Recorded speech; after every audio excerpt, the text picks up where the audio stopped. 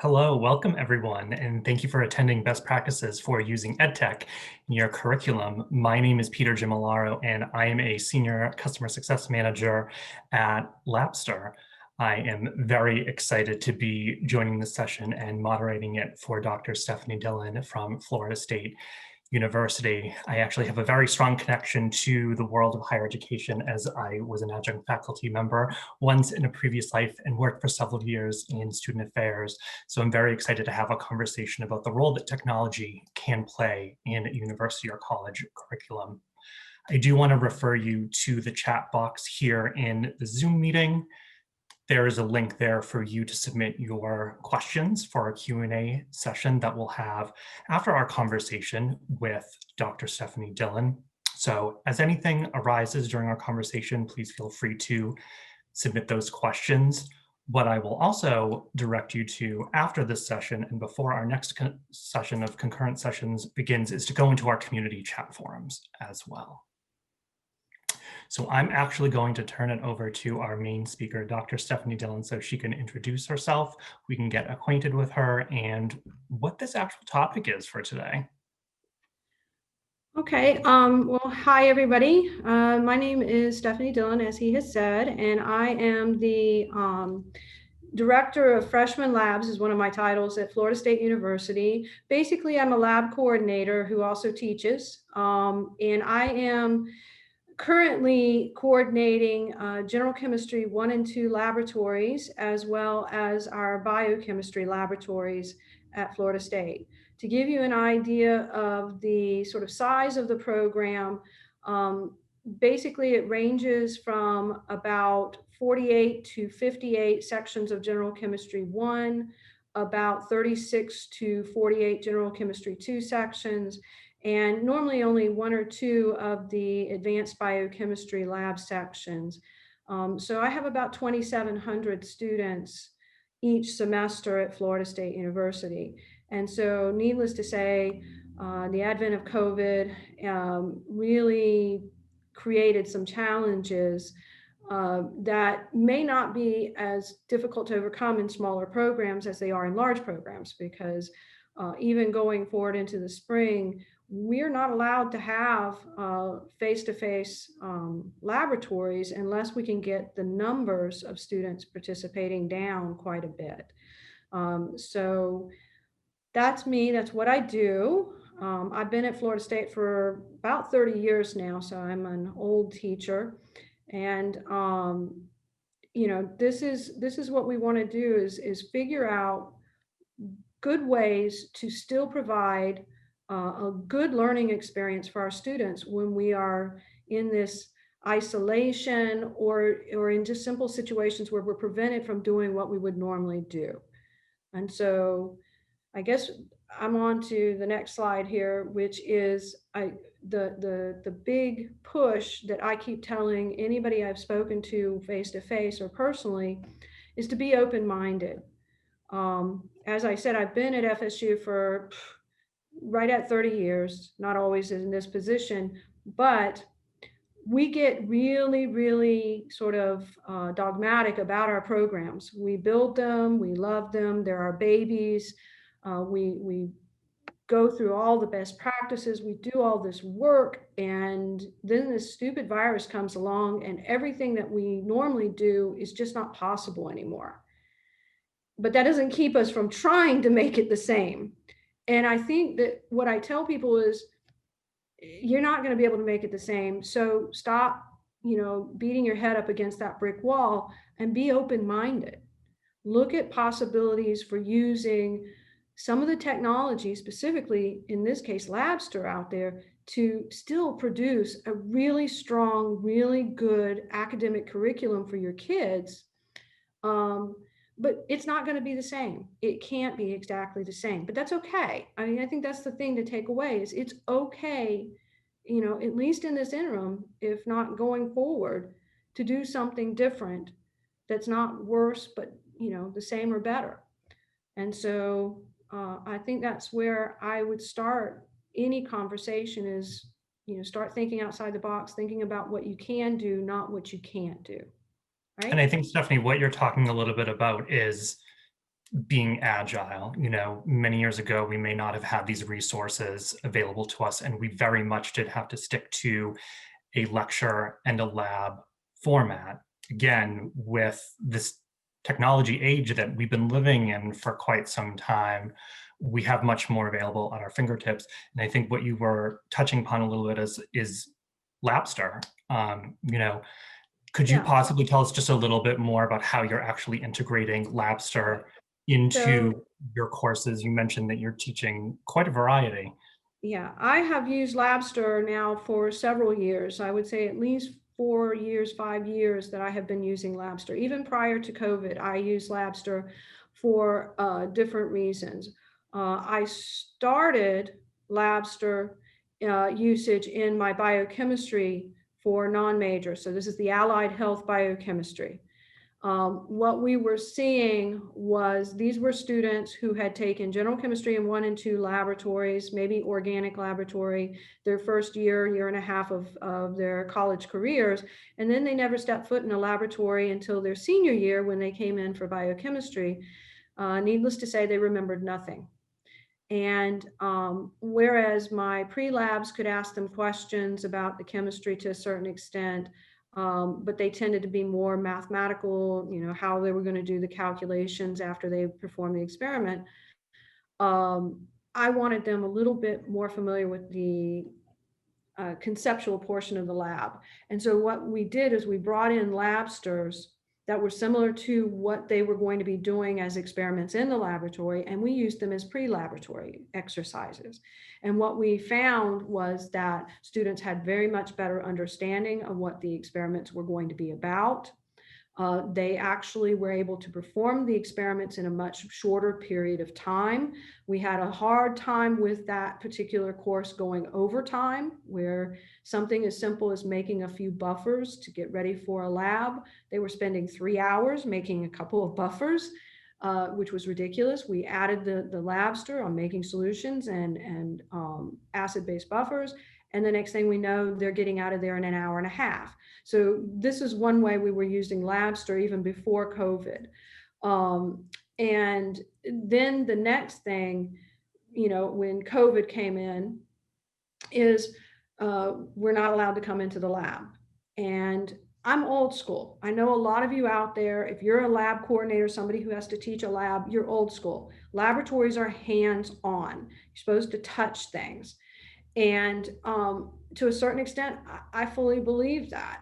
But when you have no choice, you have to pick the best program that allows students to still get the conceptual feel for being hands-on. And Labster does that. You can make mistakes in Labster, and there are consequences when a student makes a mistake. Now, one of the ones that we use consistently is the safety, obviously. And in the safety Labster, if there are situations where, basically the person working the experiment can catch on fire if they do something they're not supposed to do. Of course, a lot of students deliberately were catching themselves on fire because they got a kick at it, but they did learn and enjoy that simulation. What I have done, because I do like the hands-on, is I'm using Labster in a hybrid situation. This semester, half of the labs are Labster, and half of the labs are at-home kitchen chemistry laboratories. I use the Labsters again in a lot of cases as pre-laboratory materials, so to help them better understand. And the question then is, why didn't you do them all at home? Well, there's an issue of them being able to afford the chemicals and so forth, although they are home chemicals. But this allows us to basically keep it reasonably priced. We're going to be doing a hybrid in the spring because we've been allowed to bring kids back in, but at 50%. So I'm scheduling the labs. So I'm going to be using Labster for half the class the first week, while the other half of the class is in the lab. And then I'm going to switch, and half the class, the other half will take the Labsters while the second half of the class is in the actual laboratory. So this is going to allow us to have hands-on labs where they can learn techniques and they can learn the glassware and get, a real lab experience. But also this allows me to do, the Labster is going to allow me to do this. I couldn't do this otherwise. These are some pictures of some of the things we've been doing at home laboratories. Obviously these are pretty colorful and cool labs. But one of them, the one where you see all the different numbers in front of different colored solutions, we asked the students to create, and I don't know, I'm assuming a lot of you are familiar with this if you're in chemistry, the red cabbage indicator. And so we had students go to the grocery, get red cabbage and create the indicator, and then they just had to find chemicals around their home and basically create a calibration scale for the indicator. And as you can see, this is very colorful. The students got a big kick out of it. But what they learned is, a lot of the foods that they eat, juices and so forth, were acidic. A lot of the cleaners were basic. So there's still this learning that's going on in terms of acid-base chemistry, simple pH and acid-base chemistry. And prior to this lab, we run the acid-base chemistry lab in Lobster. So this is a complete curriculum or a complete education on acids and bases, which is so important in, the general chemistries. The structures you see here, which are made of, I believe those are gumdrops or marshmallows, they were allowed to use anything they wanted, even wadded up paper, but they had to go through and create the structures, the three-dimensional structures for the Vesper. So these are things they can do at home. They're relatively inexpensive, and Labster is allowing us to do this, to actually give them some hands-on chemistry at home. So you can do anything you like. You come up with your curriculum, you can switch it around, do anything you want. But the Labster is what's allowing me to do these hybridizations. And by doing it this way, the cost of them doing these labs at home, because I priced at-home lab kits, and they started at $180 for the number 10 or 12 labs that we would want to run, which is really expensive for a public university. So we didn't want to do that. These kind of things are, $5 to $10 total for them to get all of the equipment and chemicals they need to run these kind of laboratories.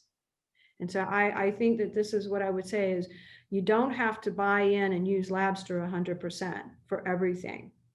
You can do hybrids if you're not, now currently I'm using Labster 100% for my biochemistry because they have some fabulous biochemistry, and quite frankly, attempting to do biochemistry in a home is considerably more challenging than doing a general chemistry 1 or 2. I'm not saying it can't be done, but it is much more challenging. The biology Labsters that are out there are tremendous. And so I could see doing some hybridization of a bio lab because, people in bio can go out and collect leaves or collect bugs or collect different things. So I guess I keep saying that, keep your mind open, think outside the box, do things you wouldn't normally do. It's okay. So. Now, Stephanie, do you feel like you are getting different learning outcomes, or the learning outcomes improving because you're taking a bit of a hybrid approach versus, that sort of typical lecture lab format that you were utilizing pre-pandemic? Yes, it's like I said, in the biochemistry, we saw direct evidence that the Labsters as pre-laboratory, exercises were directly working up students doing much better. As you can see, this is just a little short excerpt that we're doing right now in my general chemistry 2. And so, and this is anecdotal because it's going on right now, so I can't run out a whole bunch of statistics. But what I would say to you is, over the summer when we ran the freezing point depression labs, we did these at-home labs.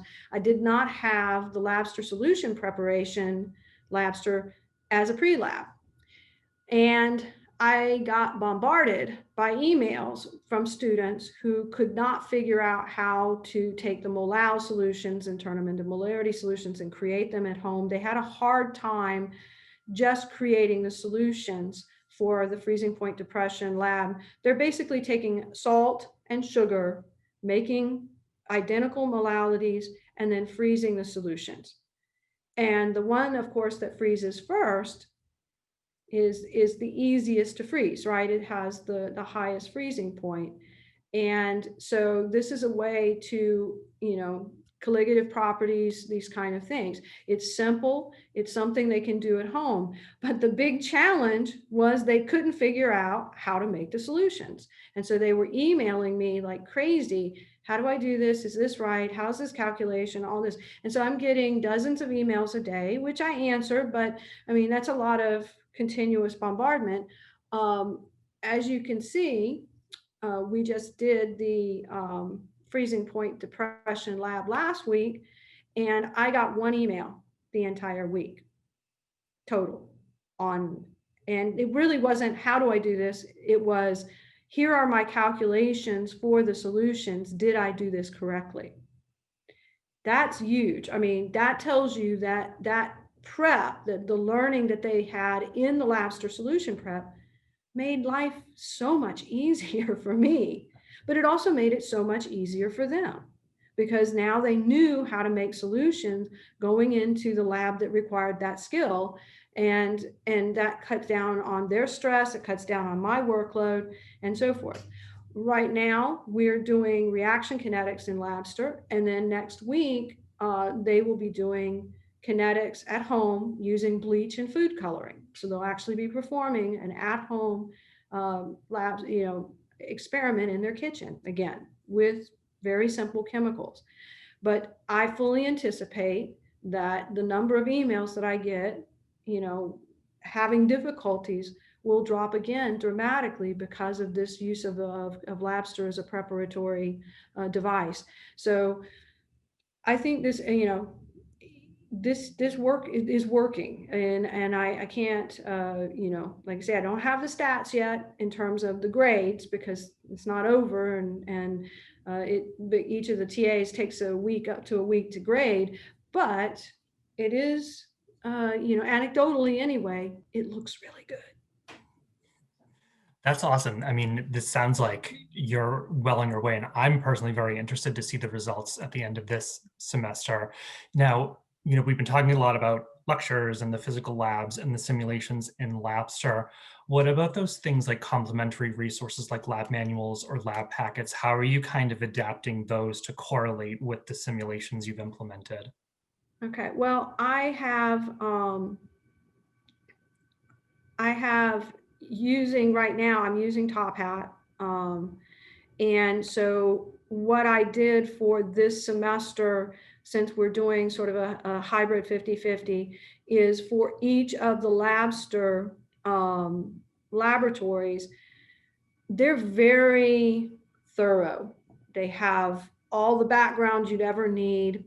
And so the question is, we're still meeting synchronously, so the students are still required to come to a lab Zoom once a week to discuss the labs with the TAs.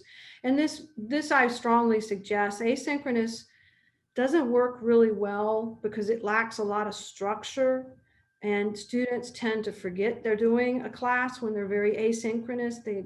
They're just not getting, the kind of continuous monitoring that I would suggest. And that's a personal opinion, but I think that we keep kids going a lot better when we meet with them at least once a week and talk to them. And so what we've been doing is I wrote the lab manual and I put in backgrounds to reflect what was going on in Lobster. And because it's so complete, it didn't really make sense to go and put a whole bunch of background that's already there. What I did was look at relevance. In other words, what's going on in a real life aspect of things chemically that makes this Lobster important or relevant. And so my TAs are building PowerPoints and talking to the students each week about why they're being asked to do this particular Lobster, this particular curriculum, and how it is relevant to, real life, whatever. So we're able to add a level of curriculum and, I guess experience that we don't always get a chance to do in regular labs, to talk about relevance, to talk about current events that might tie into one of the chemical relevances that, we're going over. So the lab manual has a little bit of that in the backgrounds, and they're to read that, and they're to do their assignment in Labster, and they attend lab and we discuss it. They have conversations about what was understandable, what was confusing, all of that. So it was, I mean, I'm doing the best I can. That's all we can do right now. I've had no complaints from the students. They're muddling along just fine. I've had very little attrition, meaning I'm not seeing students drop and disappear from the class, which, in this current situation, a lot of that is going on. So I'm I'm not saying this is the best ever, but in this situation, I think it's the best that you can really expect to be able to do. So at least Do you it's what think I've that the done. sort of hybrid learning model or this pivot to digital learning resources is going to stay with us past the pandemic? Do you see there being higher adoption of something like Lobster, going forward? I know I'm kind of talking about this end date of a pandemic that, we have no insight on, but do you think it will have long lasting effects on how professors are conducting business in the classroom? I think yes. There's no I know there's studies all over the place about the effectiveness of online and so forth. And I'm old school. I fully believe that if you're going to be a chemist, especially, we have a very small portion of our classes that are actually chemists. A very great deal of them are biologists and allied health and engineers. So they may not need as much of the technique as our chemists do, but I have to teach the class kind of like they're all chemists. And when I look at my biochemistry, where having them do these labsters before they come into the class enhances their learning, with what I have seen thus far in terms of the labsters assisting these children and young adults in being able to do these labs at home without as much stress, without as much difficulty. I see this as being something that should possibly be incorporated into our learning. These kids are used to learning in this fashion. They are used to these online formats. They're also used to sort of these, I don't want to say gaming platforms because they're really not gaming, but this kind of avatar interaction, engaging with the material in a more active manner, which we all know is much better for their education, the more active they are in the learning process. And so I'm looking at it as a pre-laboratory, interactive pre-laboratory going forward. And I might not use it for every lab. And I mean, they may not have what I would need to, at this point in time, although they're increasing the numbers they've increased the number of Gen Chems about double in the last year and a half or two because, I've been watching it. So eventually they may have something that I could use this as the pre-laboratory for all of my labs. But for right now, I would select the ones that I think are most important and use it as a pre-laboratory because from everything that I've seen, and I will do the numbers at the end of the semester to see if it is improved grades as well as interaction, it works. It really does help students absorb the material. And as you know, the more they see it, the more they interact with it, the better, because that's how they are going to retain that information. What are some of the things that you were kind of thinking about as you planned your courses around the Lobster simulations? And maybe what are some of those things that other instructors should really be thinking about when they're utilizing digital learning resources? Um, okay. It So was a weighty question, I know. yeah, I mean, when you're designing these courses, what doesn't go into deciding on what you're going to do? You're always looking at the quality of the simulations, the quality of the system being first and foremost. I mean, the science has to be valid and good. The second thing is how the students can interact with something without you having to spend days or decades trying to teach them how to interact with it. I looked at virtual reality programs, some that were very detailed, very technical, really on par with what a real lab. And I spent 45 minutes trying to figure out how to do a titration. And I know how to do a titration, but I could not figure out how to make that titration simulation work. and and so, that's part of it. You want something that students can sort of plug and play, that you're not going to have to spend days trying to train them up on. And I've had like zero emails from students going, I don't know how to do this. I get none of that. The kids are able to click on the link, they go in, they follow the directions, and they're just not having trouble, which of course is huge with my size classes. If half the class has trouble figuring it out, I'm in trouble. There's just no way I can handle that. So part of it is the ease of use, the being able to plug and play. um, cost is big, because as I said, I checked on at home labs, the kits that they'll mail to the students. And for my general chemistries, it was like 180 for a Gen Chem 1 class for 10 labs, and it was like 250 for a Gen Chem 2 class. I mean, it was hugely expensive in my opinion for what we were going to do, and I sort of checked that real quick. um, and so I kind of came up with my own at home labs, and made sure that it wouldn't be that expensive. But again, to keep the cost down, I will be honest, my school adopted, like I did a global adoption of Lobster, so it doesn't cost the students anything.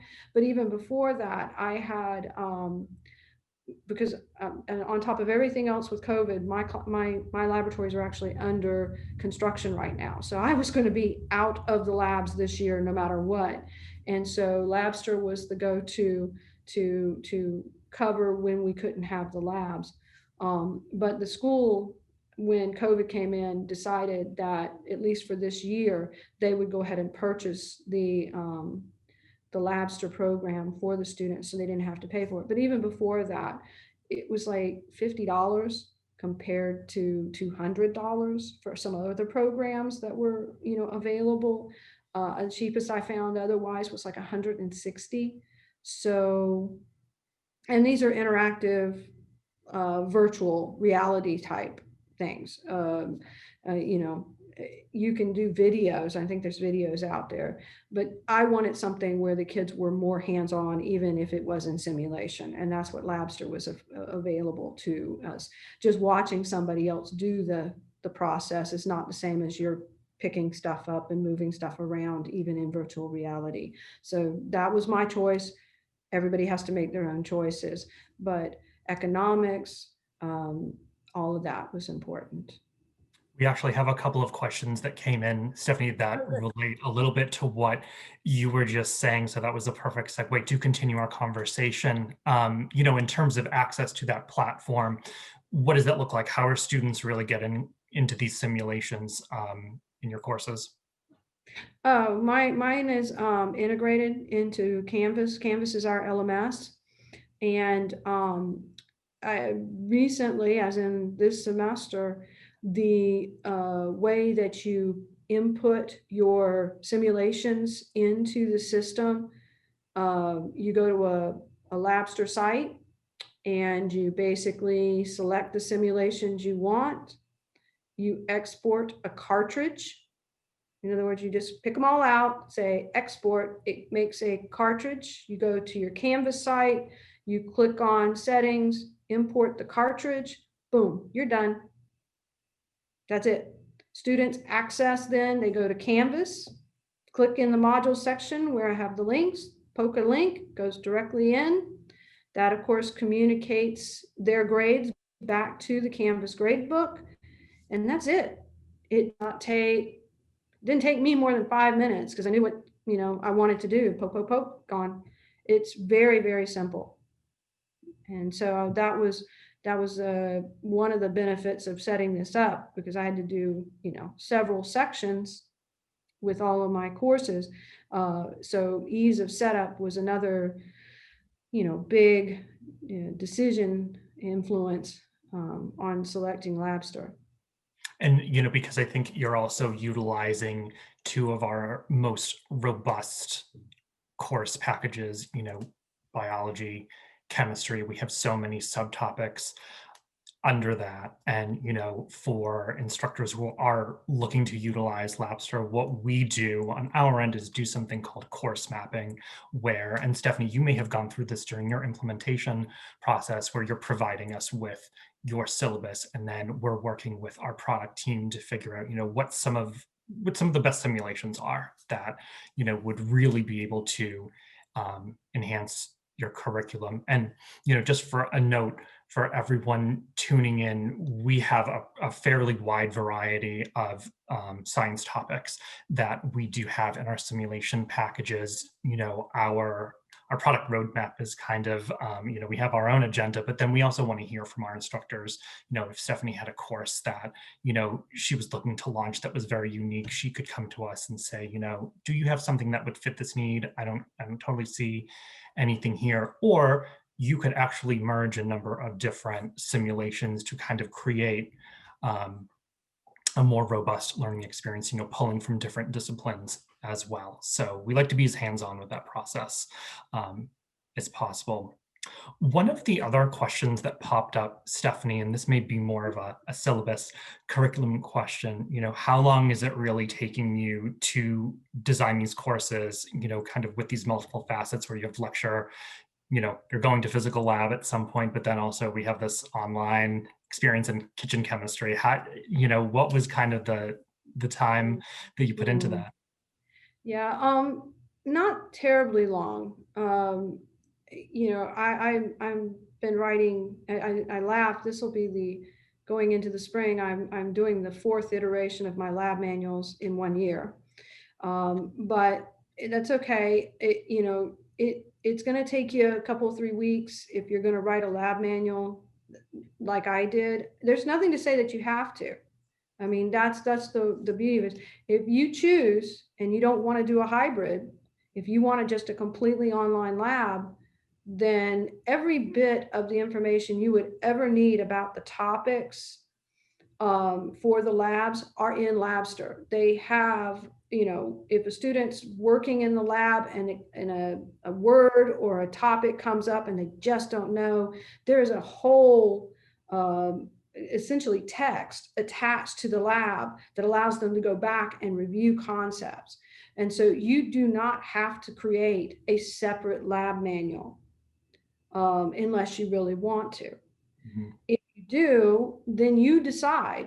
You may want to keep the lab manual short, make it PDF files that you give the students. It doesn't have to be an online lab manual. Like, I already had one, so it wasn't hard for me to alter it and update it.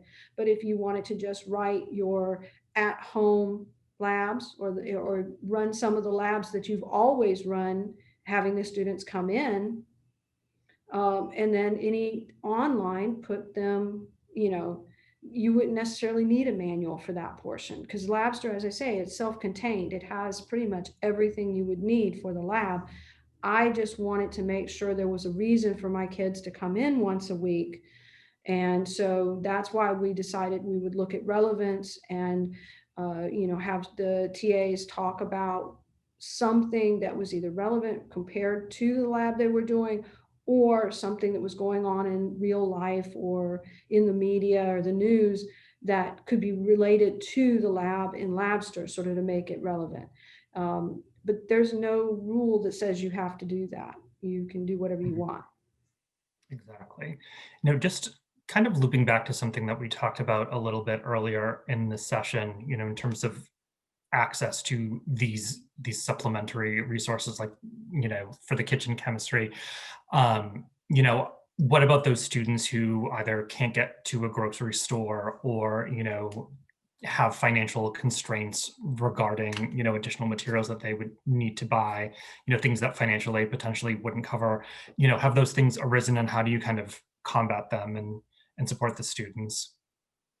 Well, I mean, honestly, the kitchen chemistry that I went with, especially this semester, since I had such large groups as opposed to the summer, we really kept it to things that I had pretty confident that students would have already in their kitchens, or even if they're in the dorms, because we have a lot of kids in the dorms. Mhm. But I mean, we're looking at salt, sugar, vinegar, baking soda, bleach, food coloring, things like this. Most homes have these or have access. And at this point in time, I don't know of very many places where you're not allowed to get groceries. Um, in other words, these are all things that you can get at your local Walmart. You can get it at, the grocery store. Um, I've had really nobody um, complain that they weren't able to get things. We did this semester, since we have lab fees. We basically we did a survey of all of our students in the labs, and said, if you think you're going to have trouble getting any of these supplies, fill out this survey and we'll mail some to you, because we have fees, so we could do that. And it was funny because I have such huge classes. We were really nervous that we were going to have to mail out, 2,000 email outs. And what actually ended up happening was we mailed out 40 packets, predominantly containing fine steel wool, because we're doing the stoichiometric burning of steel wool, fine steel wool. So we mailed out, 40, I think it was 47 packets of fine steel wool. And for Chem 2, we had 2 people request bleach. And that was it. 2 out of, the 800 or 900 that were in that class. So most people had these ingredients at home. They did not need us to provide them. And that's the trick, is finding stuff that they can do at home that is relevant and has good educational, properties, that isn't going to cost them a fortune, and things that they enjoy. A lot of my labs were based on demonstrations. And as you saw with like the red cabbage indicator, they were colorful.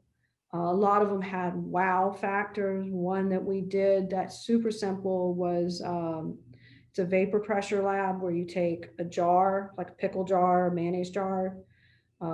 I told the kids, you can just dump your pickles out. You can put them back after you get done with the lab. But you fill it up with halfway with water, put some saran wrap, poke a hole, put it in the microwave, bring it to a boil. Take it out of the microwave, you set it out, let it quit boiling, seal it real good with the metal lid, and then get some ice out of the freezer and set it on the metal lid. And of course, what happens is the water starts to boil again. And so that's, why is ice making water boil? And that's the question. And it's it's a demonstration a lot of people do in their magic shows, but getting the students to understand what the relationship is, why is the water boiling when you put that ice on, that's a great teaching tool. It's a 5-minute experiment. They can do at home safely. We warn them, don't burn yourself, don't, no this. um, and it has zero cost, really. I mean, as long as you have a pickle or a mayonnaise jar, if you have a ball canning jar, anything with a metal lid, you're set to roll. And so these are the kind of things that we did at home. And we just were real cognizant of what they would have available, and how to keep the cost down. Mhm. That's great. Thank you for that. I appreciate it. We have a few other questions that regard back to the actual simulations Mhm. themselves and access. So in terms of the timing for our simulations, they typically take about 45 minutes or so, although they are not necessarily on a timer. I think what you might find most important, Stephanie, is the number of attempts that students are taking to achieve an appropriate grade threshold, and you know, kind of what those ultimate scores are in the end. So I don't think we're as concerned about timing necessarily, although we do have kind of an approximate time in which they can be completed. But, you know, have you in any of your courses had any students who had any additional learning accommodations or felt like that they needed additional Um, support using the yeah, simulation? well, okay, so obviously, ADA accommodations are always important to any decision. I've got, especially like this semester, I have a blind student taking. Um, uh, she's either blind or severely limited in her vision. And she was working with Lobster prior to the semester to make sure that she could hear what was being done and so forth. And that has, she has not complained. She's been working her way through and doing very well. So I'm assuming that she's either got someone who's helping her visualize, or she's able to do the lobsters without any problem. The time that it takes depends, of course, on the student and their, ability to read the assignment and what they're supposed to do. On average, it doesn't take more than an hour. So most of them are sub 1 hour. The grades now, I only allow them one attempt. You can allow them unlimited attempts. You can allow them one, two, however many attempts you want. I went with one attempt, and the averages are still, even with just a one attempt, are still in the high 80s. So they're doing very well with it. They like the lobsters, and that's something I should mention. The students really like the lobsters. They enjoy doing them. I've gotten zero complaints about them. Um, they would prefer doing those, I think, to the live labs, but they get to do both. But yeah, this is something that we've had no issues with. We have every now and then someone has a technical difficulty, so they have a poor Wi-Fi connection or something. And this is a system that does require you to have a decent working computer, fairly new computer, not brand new, but it has to be able to run this kind of program, and it has to have a Wi-Fi connection that's fairly fast. It doesn't have to be super fast. I mean, but we've only had a few students come up with issues with connectivity, and the Labster support was able to get them resolved almost immediately. So I haven't, let me say, from a faculty standpoint, if you're looking for something fairly low maintenance so that you're not being bombarded by students complaining and having difficulties or not understanding how to work the system, this is a really lovely system for this, because I've had almost zero, you know, problems. And those that have arisen where students like, I couldn't get it to work, it's almost always their fault. And Labster, despite it being their fault, goes in and helps them get it arranged so that they don't lose, the points. And that's what's, important to the student, don't lose the points. So yeah, I think it's a very low maintenance system from the faculty standpoint, which, depending on the size of your program, that can be extremely important. I think you made a good point, Stephanie, in that, it's primarily technical and customer support issues that might arise in terms of the access and, which browser you're using, things like that. Labster is mindful of learning accommodations and students that might need extra help or extra accommodations. We recognize that the digital learning experience is very different than the classroom experience, so different accommodations. We need to be mindful of those within those two different environments. I have a couple more questions. One of them really relates to back to the simulations as a whole. And, if these simulations are generating real data or if the results are always the same. What I think is actually really cool about the simulations is that you can do things in the simulation that you wouldn't be able to do in a real lab. And Stephanie, you touched upon this a little bit earlier where, you could set fire to a lab coat, you can blow something up, and that teaches us what not to do, right? We're starting every simulation with lab protocols, utilizing safety goggles, putting on the lab coat.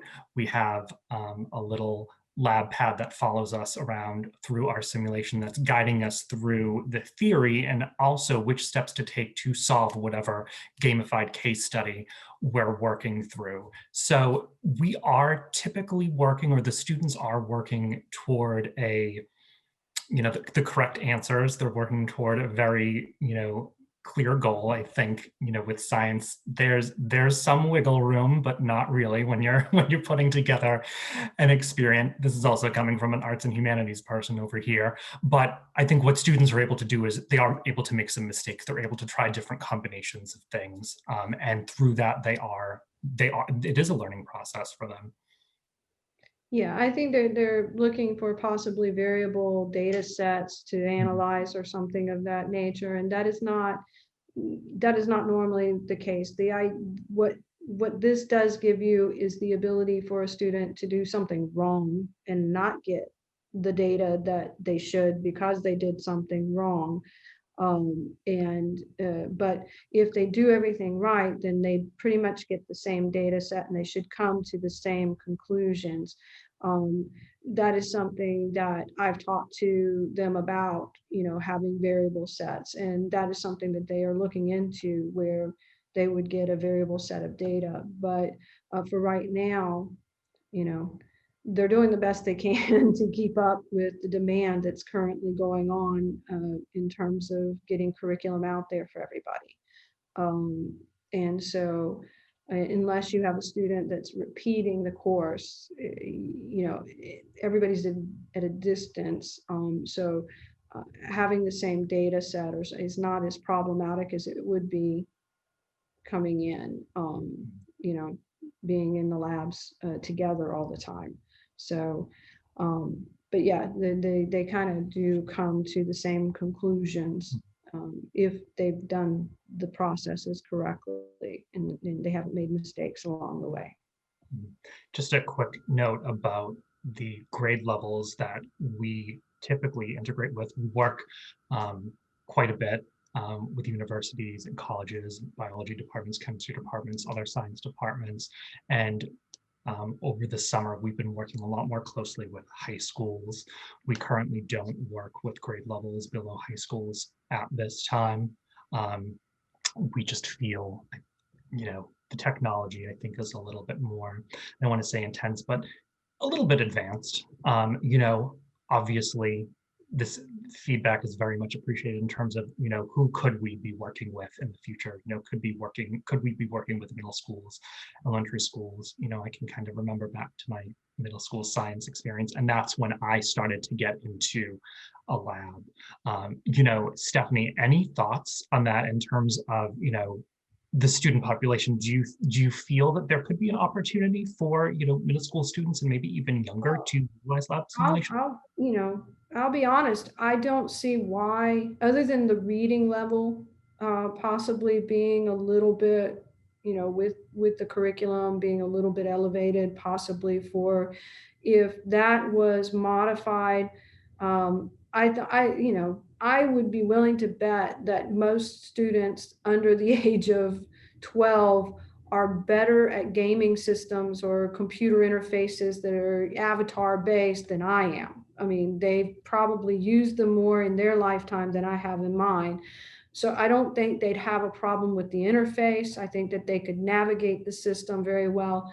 It would be a matter of essentially rewriting the text so that it was more accessible to someone not of a high school or college level, that it would have to be simplified in terms of the language.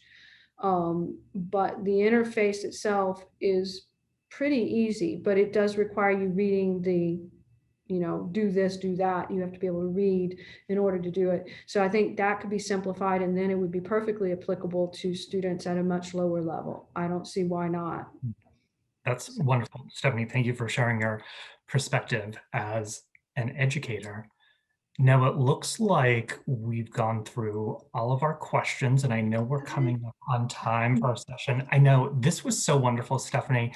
What I've done here on the slide is I've included contact information for both Stephanie and myself. I know that this session is being recorded and you will be able to have access to it after the fact, hopefully within the next few days. Within the next 10 minutes or so before our next sessions begin, I do urge you to go into our community chat forums. We have a number of different topics that we're covering in those, and that's an ideal way to connect with colleagues from across the world. We have lots of folks joining us, not just from the United States, but from all corners of the earth. Stephanie, I want to thank you for joining me for this conversation. This was wonderful. I thoroughly enjoyed it. This was absolutely wonderful, extremely timely. And I just want to thank everyone for attending. Thank you for choosing us as your concurrent session to attend. Thank you. Awesome. Hopefully I wasn't too bad. That was wonderful. It was wonderful information. We appreciate it. Thank you, everyone, and enjoy the rest of the conference.